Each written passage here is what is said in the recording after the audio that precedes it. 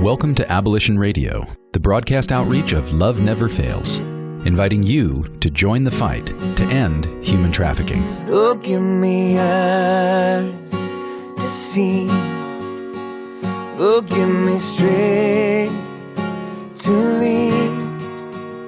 You give me all I need. So give me courage to believe. Each week, Abolition Radio sheds light on the darkness of modern slavery, celebrates the work of abolitionists who are fighting for freedom, and equips the church to engage in the work of justice with hope rooted in God's Word. Our goal is to see a radio audience become an army of gospel activists. You're in the neighborhoods we live in. You're in the ones we're passing by. You're in the ones we call our neighbors, and the ones who still escape our eyes. Now here's the host of Abolition Radio, founder and executive director of Love Never Fails, Vanessa Scott.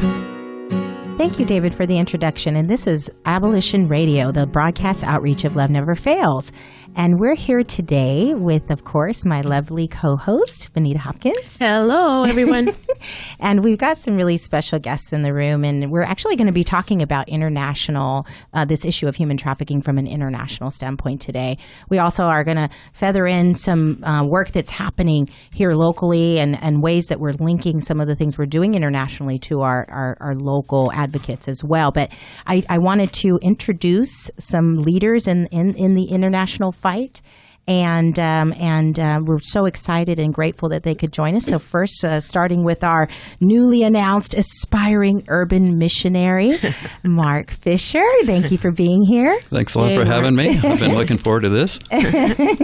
And then we're here with the founders of B2 Lives Mission, which is an awesome mission ministry that works with high school students to make a difference in the world and to work with the vulnerable and the poor, not only here, but also abroad in Mexico and Ghana. And they also founded the Justice Conference, which happened, we participated in that last year. What was it, in June? January. January. We were a simulcast of the Justice Conference. We weren't the founders of it, but we were a simulcast and hosted that. Okay. I just thought you guys were, you guys are so awesome. I thought you were the creators of it. Not that far. Yeah.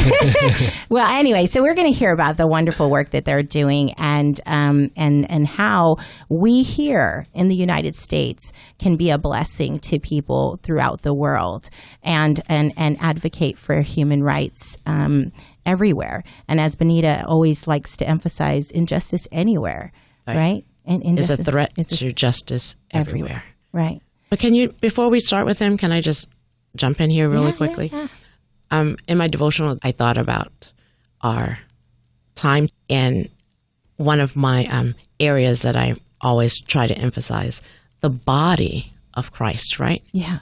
Has many parts. And I think today we see that. The many parts. And if our bodies were only an eye, we couldn't hear a thing, right?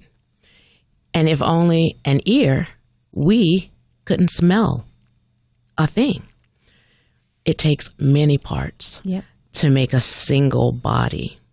So God put our bodies together in such a way that even the parts that seem the least important are valuable. Right. Right? All of the parts. So to make all the parts work together we are the body of Christ. Yes. And, that's coming from 1 Corinthians 12. But we can accomplish more together than we can alone. It takes the unity of the believers. And I think here today we have a good representation of that. Absolutely. Yeah. The body working together. Yeah. So just so the listeners, a little context here, I think as I began to hear about human trafficking, and as many of you know or have heard, I experienced human trafficking from a local standpoint because one of my 15-year-old dance student was being sold throughout California for over a year. And when I would tell people that, they would immediately say, "That's happening here?" And so it troubled me that we here in the U.S. we tended to think about trafficking as something that's happening somewhere else. And over there, problem. Right. And so Love Never Fails put a stake in the ground to focus on this domestically. And so, and yet, Benita really has had a heart. It continues to have this passion for bridging Love Never Fails from this domestically focused organization to one that is learning from and reaching out to folks such as yourselves and doing missions trips and things to Ghana and to India and so on, China, to figure out how we all sort of are knit together in solving this problem, and also in praying for each other, and also in hurting for each other, right? And not letting borders or ethnicities or religions or anything get in the way of being the person that God is calling us to be to all. So, I'm really excited to hear about some of the developments there. Yes. There's a trip that we've been talking about doing with Be to Live, in terms of connecting our thriving survivors to survivors in thriving survivors in Ghana, City of Refuge. Right.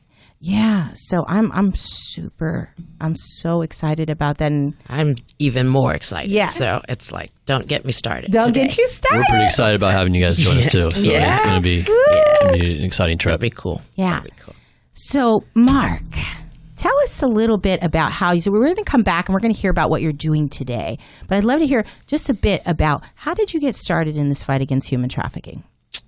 I would say maybe my initial start was praying the prayer that they tell you not to pray unless you're prepared. And I wasn't prepared. And that was after really 25 years of being all about myself, from 20 to 45, ended up in a really bad place. And part of that bad place was having a really hard heart.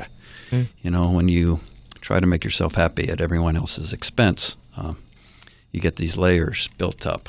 So after Jesus brought me back to him, when I was literally suicidally depressed, brought me back to him, and I realized eventually that I didn't really care that much about other people, but I wanted to. So I prayed that prayer. So many tears Mark has a later. beard now.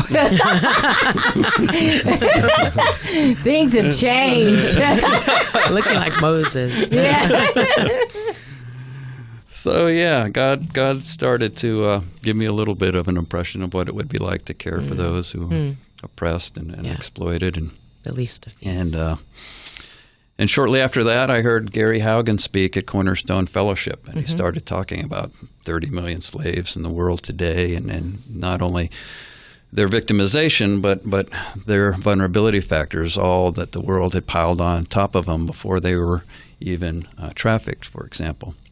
So from there, I just started volunteering with IJM and getting more familiar with what it looks like globally as well as locally. And then 2 years ago, Red Window Project asked me if I would join them, and they provide aftercare services, economic self-sufficiency preparation for survivors of trafficking in the Philippines.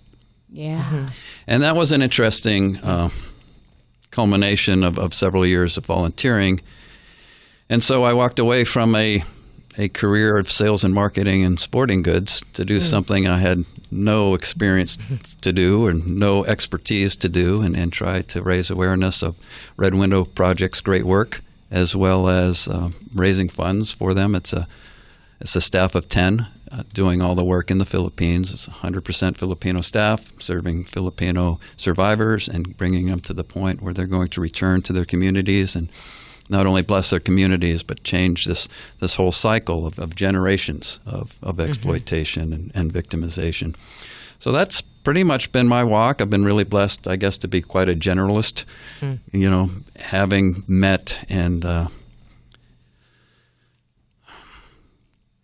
part of the blessing is getting to befriend and dearly love some people who've had some very bad things done to them, and eventually you make that shift, right? Do you know a survivor? Do you work with a survivor? And say, well, I dearly beloved some people that have had some really bad things. You've done a great to job them. in that. Yes, you have. Absolutely. Yeah. So we're actually gonna. I'd love to hear some more about Red Window in particular. I'm very curious, and I want people to hear about the wonderful work in terms of getting people back to school and getting them, career ready, right? And some of that workforce development that you've had a hand in doing, and then some of the stuff you're doing today. Also, when we come back from the break, we'll hear from Phil and Mindy about B2 Live, and well, actually, I'd love to hear first about how you came into this fight against human trafficking, and then we'll hear some more about B2 Live. So we'll be right back in just a moment with another segment from Abolition Radio. We'll be back with more Abolition Radio right after these messages. This is Pastor Gary from Faith Fellowship in San Leandro. We are so excited about the launch of Abolition Radio every Saturday. And we have seen Love Never Fails under Vanessa Scott grow right here in San Leandro out of our church at Faith Fellowship. And now her ministry, God gave her a passion to get young people out of the sex trafficking and sex slave industry. And she has been doing a phenomenal job. Not only is it locally, but now it's going globally. In fact, I prophesied to her that God was going to use her to go nationwide, and that's exactly what's been happening. She is a woman with a vision, with a direction, and a passion to see these young people come out of this kind of arena. And to God be the glory.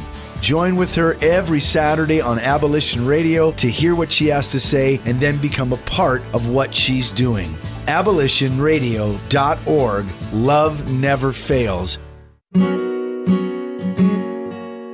Welcome back to Abolition Radio, where you are invited to join the fight against human trafficking. Welcome back to Abolition Radio, the broadcast outreach of Love Never Fails. So in studio again, we're here with Benita and Mark Fisher, and we're here with Phil and Mindy from B2 Live. And we are so excited to hear a little bit about their personal story. I'd love to just kind of hear from both of you. What drew you to this fight against human trafficking? Well, I think for me, and it's part of both of our stories, is that the church we went to was hosting a showing of call and response, a video documenting the trafficking and slavery that was in the world today, and went and watched that and was blown away. I was like, no way.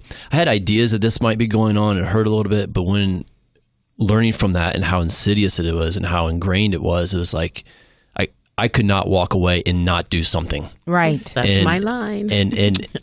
And there was something, and this is about the same time we were starting B2 Live, and many are like, we've got to do something with this, with B2 Live. And it had already been kind of in our thinking, but this just kind of just exploded it for us when it came to our work with students and with B2 Live. And so, Mindy, I'm not sure how that relates to you. Yes, well, similar. It was through the viewing of that movie, and I remember thinking, this is so horrendous, I don't want to do anything about it, which is often one of the responses. Yeah, shut down, right? Yeah, but at the same time, if it were me, I would want somebody somewhere to use their voice on my behalf. Yes. And so the more I sat with it, it was impossible to not stand up for people. And so part of Be to Live, and that the name just comes from being who God created you to be. You're fully living. And people were like, shouldn't it be live to become something? We're like, that's the problem with the world. God has already put it in us. And so if we can help the high school students that we work with, who their whole world is all about them being the best they can be at school and at sports, and it's so stressful for them. And it's great to be your best, but to do it just for yourself is so empty. And so helping them realize, live for a greater purpose, and God has that purpose, and you can change a life literally, and so it was kind of a natural fit for our leadership academy to step into focusing on human trafficking and modern day slavery, and how can we help educate and create students who could be abolitionists, for their peers. And That's right. and for people that they'll probably never meet, but be able to touch. And I think it goes back to what you said earlier, Benita, about your devotion time this morning, this togetherness, and to really challenge these students that you don't have to wait until you're an adult. Right. It can happen now. Yeah. Be an advocate now. Be an abolitionist now. Right. You don't have to wait until you have it all together. Just take with the knowledge and voice that and be that voice and learn how to take action. And so, just that togetherness that, it's going to, and I love this cross-cultural thing that you guys are exploring, because I think there's things you can learn and there's commonality and there's things that, there's synergy around that just can explode. Well, and I got to tell you, in speaking with our Thriving Survivors who are planning to attend the trip to Ghana this year, there's 5 of them, and they are so excited about the possibility of being of assistance, being able to help someone in need somewhere that is living in much greater poverty than we are experiencing here in the U.S. And I think it will be absolutely life-changing. It doesn't, I want to be careful. It doesn't rationalize or justify the pain and anguish that they're going through today. They're still experiencing abuse, but there's something about going into a shack, right? Because I've gone on missions trips to Jamaica, and you go into a house that's a shack, and there's no running water, and there's and you begin to say, all of that stress that I put on not having the latest iPhone or not being able to wear Jordans. Really isn't that serious. Well, and it goes back to our whole premise of this is that you discover who you are when you take your eyes off yourself and you serve others. You look into other people's lives, and in that service and in giving, your hands are naturally open to receiving what it is that God wants to teach you and show you. And a lot of times it's all about get. Yes. Yeah. And seeing people in their lack, giving. Right. People who have, in our standards or in our opinion, maybe nothing. They're still givers. They'll still give you everything that they have to give. Yeah. So what about, when you went to Mexico, tell us a little bit about that. Speaking of, I can imagine what it might have been, but I'd love to hear firsthand from you all when you've gone there to reach survivors and victims. Well, the work that we do primarily in Mexico is with a couple different orphanages and a no-cost daycare. Okay. And it's more on, I would say, the prevention side. Gotcha. And I don't think that those organizations would label themselves as prevention, but, a lot stems from poverty, right? And the need. So it's definitely justice related. The daycare focuses on protecting children from being dropped off at an orphanage, because the 40 to 60% of the kids in orphanages, at least in Baja, Mexico, are not true orphans. Their parents just can't afford to care for them. So they leave them for days at a time to go work somewhere far away, or they don't work and they can't care for them. And so it's a loving act, really. And so what interesting. So it's encouraged. Would you say that it's encouraged so that people can work? Or right. So the daycare is keeping families together and allowing families to work and take care of their own. But the orphanages that we work at, going back to what we were just talking about, they have, and one of the reasons why we partner with these specific places is we love how they do things.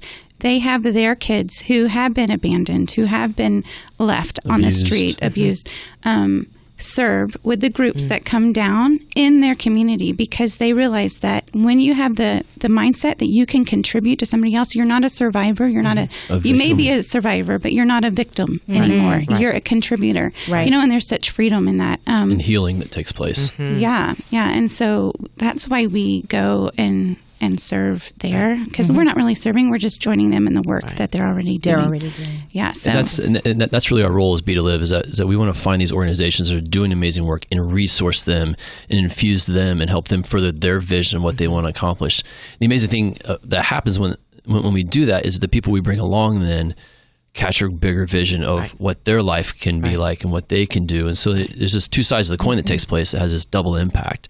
Which is really nice. Amazing. So you guys are like a bridge. Right. Yes. Yeah. Yes. Right. And I think it's easy to go to a place like Mexico or Ghana or Jamaica or wherever and see poverty and realize this is their poverty. Right. But when we step into that, and we, live in Marin, we take a lot of kids from the Bay Area in Marin who are very affluent.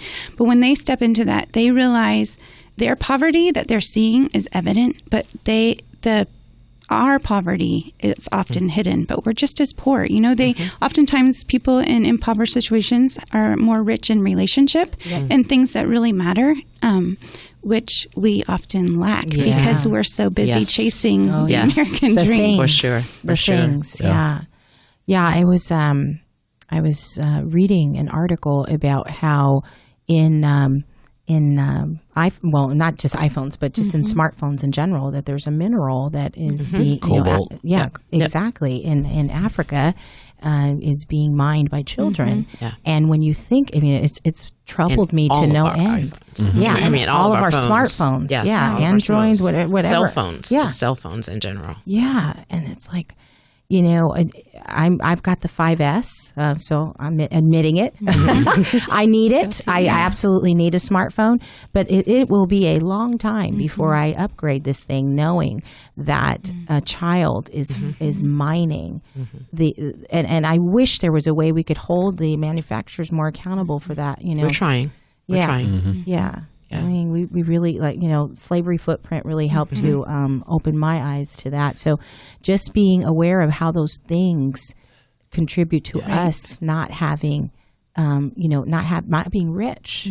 The things are contributing here in the U.S. to us not being rich in the Lord. Yes. And sometimes, like Mindy mentioned, we can vacillate between paralysis. Gary Haugen says from paralysis and ignorance. Yeah. And so I think sometimes it's just doing one thing. Yes. Yeah. So thank you. So I want to hear some more about your trip to Ghana, and we'll talk some more about that. And maybe some brainstorming on the fly that we can do for our young people. But I want to bring Mark back here at the next segment and just hear some more about what's happening in the Philippines. And specifically with the Red Window Project, and then also some work that we're hoping to do here. Some new developments that Mark is working on here. So we'll be right back in just a moment with another session of Abolition Radio. We'll be back with more Abolition Radio right after these messages from our sponsors. Hi, this is Vanessa Scott with Abolition Radio, where every week we invite you to join the fight to bring an end to human trafficking. Abolition Radio is the broadcast outreach of Love Never Fails, our nonprofit, which is dedicated to the rehabilitation, education, and protection of youth involved or at risk of becoming involved in domestic sex trafficking. Our goal with Abolition Radio is to eradicate human trafficking in all forms, sex trafficking and labor trafficking locally and globally. We are excited to bring this program to KFAX as we will share stories of hope and opportunities to mobilize the body of Christ and turn this audience into an army of gospel activists who will speak up for justice and act on behalf of those who are trapped or recovering from slavery. Find us on Facebook at Abolition Radio or on the web at abolitionradio.org, and join me each Saturday at 3 p.m. for an exciting episode of Abolition Radio right here on AM 1100 KFAX. Welcome back to Abolition Radio, where you are invited to join the fight against human trafficking. And we're back with Abolition Radio, the broadcast outreach of Love Never Fails. So we're here in the studio with Mark Fisher. And he's the former director of the Red Window Project, currently a volunteer and working, I'm sure, just as hard, knowing Mark. Mark, tell us a little bit about the Red Window Project and specifically the work that you've been doing in the Philippines. Well, the Red Window Project grew out of just a fantastic opportunity that came to IJM, International Justice Mission, through a grant from the Gates Foundation. And essentially, they asked IJM to take $5 million and go to a metropolitan area where they have never worked before and assess the extent of child sex trafficking, the baseline, and then implement their model of having law enforcement work on behalf of the exploited and the victimized, and then roll that into the court system and to prosecute offenders. And then after this project, to then assess the state of child sex trafficking in this metropolitan area.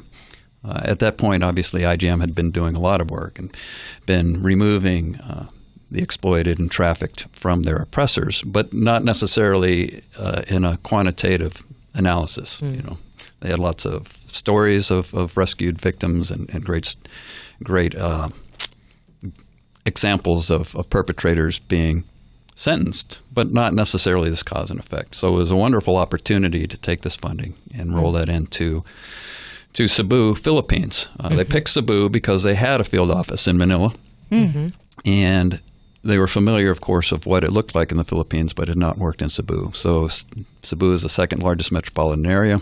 They actually hired an independent research company to assess how many places a purchaser of sex could literally walk in and ask to pay to have sex with a minor. Wow. And after they set that study, then they started working with local law enforcement and training them and equipping them, and how would one investigate these cases, and then conduct a raid and secure the evidence and rescue the victims and arrest the perpetrators, and then walk that through with the court system as well. Right. So after about 3.5 years, they had rescued almost 250 victims, not all of them minors, but most of them. Wow. They had arrested 100, perpetrators or suspected perpetrators of this crime, and they did another assessment. They had hoped that their efforts would reduce the availability of minors for commercial sex by 20%. It actually ended up reducing the availability of minors by 79%. Wow. Right. Praise God. Right. Story, of course. The wow factor, Right. man. So, there's reports written about it, and it led to maybe a award to IJM from the Department of State in their work fighting trafficking. But there was one more component that didn't necessarily get the same headlines, and that was, well, what about the tragedy of so many victims being removed from their exploitation, but their vulnerability factors are still there, and exactly. Even more now, of course, from all the trauma and abuse that they've been subjected to. So how are we going to prevent re-trafficking? How are we going to prevent returning them to their communities where they're just as mired and just as vulnerable and in just as much anguish, if not more, than before they were originally trafficked? And what I love about the Red Window Project origins is that IJM, with some expertise, assessed the aftercare community. And they looked at the needs of the survivors and came up with a lot of them, obviously. And some were almost as obvious as, when you conduct a raid, don't interview the victims and interrogate the perpetrators in the same place. So that was a need, and there was an obvious how to address it. Also, if the victims are in a shelter and they still have to go to school and they're walking to school, well, that's a safety risk. And there was an obvious solution as to how to address that. But then they identified a gap. And the gap is that no one was actually preparing these survivors for economic self-sufficiency. That when they got back to their communities, they were just as vulnerable to be preyed upon because they were essentially unemployable. So the Red Window Project was developed to address this unemployability, to include career counseling, job readiness training, and soft skills, walking them through the process of determining which jobs they would apply for and where they would be best suited, mock interviews, essentially what it takes to make a victim economically self-sufficient. Yeah, so and you guys have developed a ton of tools to assess their interests, their capabilities. One of the things that Love Never Fails is doing, just starting now, we've partnered up with Cisco Systems to do a STEM program. And one of the first steps is doing an assessment, kind of evaluating the STEM capabilities or interests of a student. STEM being science, technology, engineering, math. Math, exactly. And so we are in the process of rolling that out. We're hoping to do that at Pretty Oakland. Soon. At Oakland High. Oakland High. And, to start, and then Mission High in San Francisco. But I've always been so impressed with the assessment tools that you guys have come up with that help you to understand kind of what trajectory a person might, a survivor might succeed. How have you, tell us a little bit about that. Well, as you know, this whole premise is often a very novel concept. What do you want to do? Where would you thrive? How would you succeed? What type of career do you think you'd be a best fit in? Since they had been surviving day to day. So looking beyond today or beyond this week would be a pretty weird concept to actually get your hands around. That's true. Right. And culturally, what turned out to be pretty interesting is here in the States, we sit a kid down and say, what do you think you would like to do, or who would you like to become? And we would sit down with our survivors and ask them the same question. What is it you've always wanted to be? What is your dream? We can help get you there. And it didn't really compute because they were primarily focused on how are they going to help their family? How are they going to help their siblings? Right. So we had to back up and say, okay, how many siblings, how big of a contribution do you want to make to your family, if any? Language they understand. And then they'd start talking about what that looked like. And then we would introduce this principle that if you invest in your career preparation now, you'll be able to better provide for your family and your loved ones later. When they got to that point, okay, maybe I do have 6 months to 2 years to invest in this long-term benefit to my family. Then we could say, and if you're going to do that, what would you like to do? Right. Where would you succeed? So we couldn't really lead in, it's all about you. How can we get you there? Right. We had to lead with, it's all about your loved ones. Yeah, so it's a difference in culture, right? Yeah. So it's very, very interesting. So, as you've gone through, I know you have some pretty strong metrics that show the amount of folks that have moved from that just kind of imagining, right, what it might look like to actually accomplishing their goals. Yeah, I think one of the most beautiful lessons is that you just can't set low expectations on any human being, their resiliency, their capabilities, their potentials, even what they may tell you initially. So we've had some clients that literally refused to leave their grandmother's shack with a dozen other nieces and nephews and cousins and brothers and sisters because it was so terrifying what they had been through. They weren't going to risk that happening again.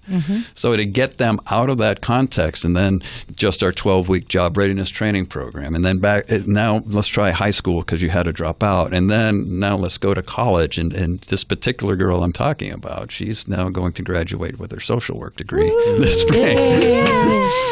But when you would initially sit down with someone who won't even leave the shack, you would never anticipate that God would bring her to this point. Right. But he has. Right. He's so good. That's so awesome. faithful. Yeah. So those, I know I could say this for you, Mark.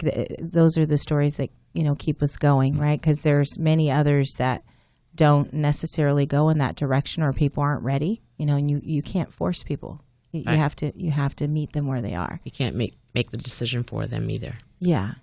But you have to cast vision, and you have to be praying for them, and you have to believe. Well, one client told us that Red Window Project is like a family, or is like my parents, but better than the parents I have, because you really believe I can accomplish these things. Wow. Okay, well, we got to take a break. We'll be right back with another session of Abolition Radio, and hear quite a bit about events coming up and other interesting ways you can get involved. We'll be back with more Abolition Radio right after these messages. This is Pastor Gary from Faith Fellowship in San Leandro. We are so excited about the launch of Abolition Radio every Saturday. And we have seen Love Never Fails under Vanessa Scott grow right here in San Leandro out of our church at Faith Fellowship. And now her ministry, God gave her a passion to get young people out of the sex trafficking and sex slave industry. And she has been doing a phenomenal job. Not only is it locally, but now it's going globally. In fact, I prophesied to her that God was going to use her to go nationwide, and that's exactly what's been happening. She is a woman with a vision, with a direction, and a passion to see these young people come out of this kind of arena. And to God be the glory. Join with her every Saturday on Abolition Radio to hear what she has to say and then become a part of what she's doing. abolitionradio.org. Love never fails. Welcome back to Abolition Radio, where you are invited to join the fight against human trafficking. And welcome back to Abolition Radio, the broadcast outreach of Love Never Fails. We're here in the studio with Mark Fisher and Phil and Mindy from Be to Live. I wanted to just give a moment to kind of talk a little bit about what human trafficking looks like in Ghana or in Mexico or in the Philippines. I was actually talking to Pastor Rudy Gonzalez from CERT Ministries, who helps us with search and rescue activities, and he goes into places throughout the world to deal with public safety and issues of that kind. And one of the things that troubled him as he started in this fight is that there were little children, 9-year-olds, 8-year-olds that were approaching him and offering to have sex with him for $1, and $1 US. And I think he was telling me about one of his operators that was troubled by that had gone with him, and I just I'm sorry, I never get used to hearing that. Mm-hmm. No matter how many times I hear it, it just never sits well with me. We were just in a village in Ghana just a few months ago, and one of the young ladies with her baby in her arms, actually in her, whatever you call it on your back, caboose-like thing, wanted one of our team members to take her baby. Please take my baby. Because I guess she looked at us as an opportunity for the child. Right. Wow. That's incredible. And it's not that, let me make sure I'm careful about what I'm saying. Yeah. It's not that any price. Right. Any price, $100, $200, $1,000. Right. Oh, well, then that makes sense to me. No, that's not it. Right. It's just that the life of a child is reduced to $1. In my mind can wrap itself around that, and it just, mind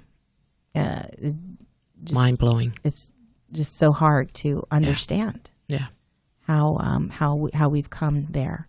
But thinking of the biblical times, right? There are many stories in the Bible of women eating each other's children and trading each other's children, and so we know that what happens when sin gets in. I mean, things get beyond what we could ever imagine, right? The evil that sets in. What have you seen as you've gone out and gone and witnessed this for yourselves?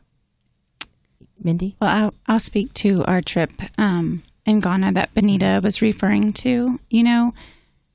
I think part of it is just people are trying to survive, right? Yes. And so the organization that we work with in Ghana, we love their work because they realize you can't go purchase a child from a slave owner because he'll just go purchase another one. Child. Right. Because he's trying to feed his family and he wants his kids to go to school. So it's this cyclical situation, and so how do you stop that? Because they're going to be hungry and now they'll be selling their children, and God's heart is for everyone. Everyone has value. And so, seeing the little boys fishing, 3 and 5 years old, all day long, waiting for the fish to swim under their feet and put it in their bucket, and then take it to the road to be dried out. Those kids need to be at home with a loving family and being given the opportunity to go to school, and that's the piece of slavery that we've chosen to work with in Ghana in the fishing industry and removing children from there and helping them gain an education and learn skills for life, right? So that they can move on and not step into that same cycle. But I think just to say we're going to go save the world, it's so much harder than that. Right. And so what you're referring to is a child's life just worth $1? You know, and in America, they saw us and were willing to give us their children because they saw an opportunity. That just goes back to why we do what we do, because we all are so much more blessed than I think we realize, you know, but it's so easy to chase after and feel the pressure to chase after me versus realizing if I give a little of what I have, I can help change the world. I can help be part of God's restoring work on this earth now. Right. You know, and so I think even though we're not directly working with survivors daily, we want to help those organizations who are doing amazing work to help people be aware of them and support them and empower them to do the work that God's called them to do, and help each individual high school student that we come in contact with in the United States and wherever to realize they have the power to today step into a greater story and live into the purpose of restoration that God has for us all. That's so good. That is so good. And, you know, prevention, I mean, what you're doing is prevention in that space, and it's just so important and so much needed. And then activating the youth, Right. You know, with To the take need action. Yeah. Well, and training our young men and women that, you know, people are worth way more than objects, you know, as you grow up and have dollars to spend, you know, like, value. yeah, it's all sides. Yeah. Yes. Absolutely. How about you, Mark? What have you, you've been to the Philippines and witnessed some of these things yourself, I'm sure. Yeah. I guess what really weighs you down is what occurs to these kids and victims is essentially telling them that they don't matter, and it's repeated, you know, so much so that what weighs them down is irrefutable evidence that everything they've ever experienced in life convinces them that they don't matter. And then how do you know, deconstruct that? How do you disassemble that wall that gets built up around them, and anything that pours in over those walls It's okay. just covers them up, and that they are now subjected to and don't question it to the point that they expect it, and then that's when they hit the streets offering themselves for $1 because they've been encircled by it. So we got to shine the light, right? We got to, and I think when we're talking about what can we do, what can anyone do, is listening to this. And it's like, well, man, can I go to Ghana or Mexico or the Philippines and can devote my entire life for one kid, and that would be great. But I think every one of those bricks of the wall is acknowledging someone, affirming someone, a moment of kindness, a moment of consideration. If we all just did that every day to some marginalized kid, some lost kid, some rebellious kid, some poor kid, some homeless person, to where we are. We can take down those walls by these very simple acts of kindness and love and grace. Exactly. Absolutely. You know, that for us is absolutely true of our name, right? I mean, when the Lord put this on my heart to start Love Never Fails, I knew I can't do this. I work full time. I'm a single mom of 2 kids. There's no way. And God reassured me, love never fails. There's nothing else that is needed. Just affirm someone. And he's added to us you and you and you and Benita. And, you know, we're all working together in our own special, unique way because our Father loves us. And in that love, you know, we're forgiven, so we forgive. We're restored, so we restore. We're redeemed, so we redeem. Everything that we have need of, he's provided for us. And I'm just so grateful you guys are here, and I'm so grateful that you do the work that you do, and that people that are listening, their hearts are being stirred to ask God, what can I do? Who have you assigned me to affirm? Who is in my midst that needs the love that Mark described, that Mindy described, that Phil described? So we'll be right back with another segment of Abolition Radio.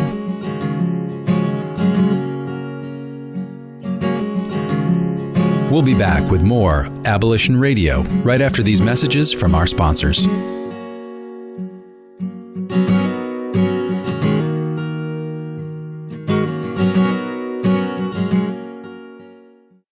Hi, this is Vanessa Scott with Abolition Radio, where every week we invite you to join the fight to bring an end to human trafficking.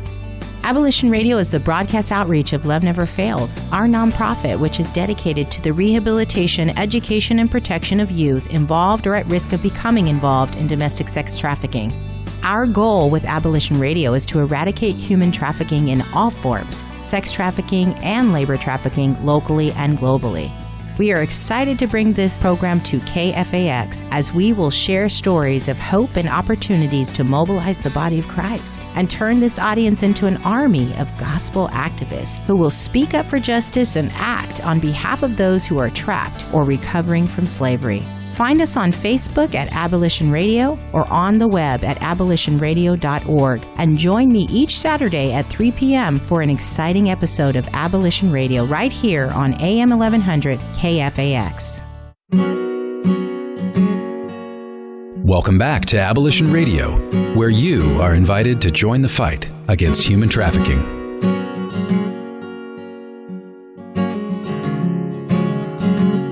Welcome back to Abolition Radio, the broadcast outreach of Love Never Fails. So, Mark, you've kind of changed your roles recently, right? So you've become, now you're a volunteer of the Red Window Project, where you were the director, and you are a urban missionary, right? Or an aspiring urban missionary. You're in school, right? Yes. So I'm finishing up by God's grace, a master's in ministry and leadership at Western Seminary. Woo, woo, woo, woo, woo. And I really hope that I'll be able to reach out to the lost and the oppressed and the vulnerable and the exploited in the Bay Area, whether it's in foster group homes or juvenile hall or some of the great people that you're serving and Missy is serving and all the other great programs are serving, and also embedded within these neighborhoods where so much of this is going on, rather than Ghana or Cebu. Mm-hmm. So that's my hope, and then maybe to serve some sort of role with local churches to equip and deploy servant disciples, right? Because discipleship without service isn't discipleship. So how can people get involved with you, Mark, if they'd like to support you or, come alongside you in the work that you're doing? I guess they could pray for me. And if Prayer's always good. And if anyone has an opportunity to put me to work and help me pay some rent. Donation time. We'll work to minister. That's right. Get a sign. Get a sign. We'll That's right. minister. Awesome. Okay. And Phil, you had some events coming up, right? Yeah, so we have a number of Mexico service trips that are coming up that are open to any high school student, and we have a spring break trip, April 11th to the 17th. We also have a June and a July trip that are open to high school students. You can go to our website, betolive.org, number 2, so BE, the number 2, LIVE.org.